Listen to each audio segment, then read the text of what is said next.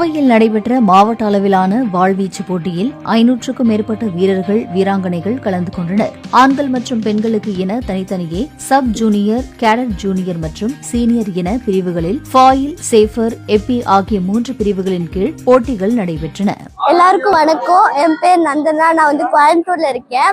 இந்த கேம் எனக்கு ரொம்ப பிடிச்சிருக்கு. இது உலகளவுல பரம்பணும்னு நான் ரொம்ப வேண்டேன். இங்க எல்லா கேர்ள்ஸ் அண்ட் பாய்ஸ் எல்லாரும் ஒன்னாதான் விளையாடுறாங்க. இதுல டிஸ்ட்ரிக்ட்ல ஜெயிச்சா ஸ்டேட்ல ஜெயிச்சா நேஷனல். இதுல நம்ம ஜெயிச்சோம்னா நமக்கு ஸ்போர்ட்ஸ் கோட்டா கூட கிடைக்கும். விளையாண்டதுக்கு அப்புறம் எனக்கு நர்வஸ்னஸ், இந்த பயப்படுறது எதுவுமே இல்லை. எனக்கு ரொம்ப பிரேவ் அண்ட் பிரேவரியா இருக்கு. மற்ற கேமுக்கு எனக்கு அவ்வளோக்கா இன்ட்ரெஸ்ட் இல்லை. ஆனால் இது விளையாடும் போது எனக்கு உள்ள விழிப்புணர்ச்சி அந்த மாதிரி எனக்கு நிறைய ஃபீல் ஆகுது. என் பேர் தமிழினியா. நான் கோயம்புத்தூர் டிஸ்ட்ரிக்ட் ரெப்ரசென்ட் பண்றேன். இன்னைக்கு 3rd Coimbatore district fencing championship நடத்தியிருக்காங்க. ஆல் ஓவர் கோயம்புத்தூர்ல இருக்கிற இன்ஸ்டியூட்ஸ் இங்க நிறைய பார்ட்டிசிபேட் பண்ணியிருக்காங்க. 5+ இன்ஸ்டியூட்ஸ் எல்லாம் இது பண்ணியிருக்காங்க. ஃபர்ஸ்ட் எல்லாம் அவ்வளோக்கா கேர்ள்ஸ் எல்லாம் அவ்வளோக்கா வந்திருக்க மாட்டாங்க.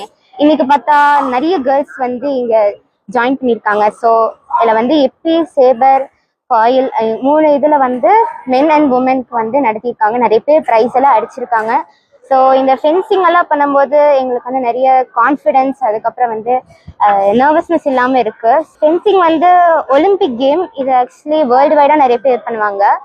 அதுக்கப்புறம் இங்கே நிறைய கேர்ள்ஸ் எல்லாம் ரொம்ப அதிகமாக இது பண்ணுறதுனால நிறைய டோர்னமெண்ட்ல இவங்களை பார்ட்டிசிபேட் பண்ணி ஜெயிச்சிடுறாங்க.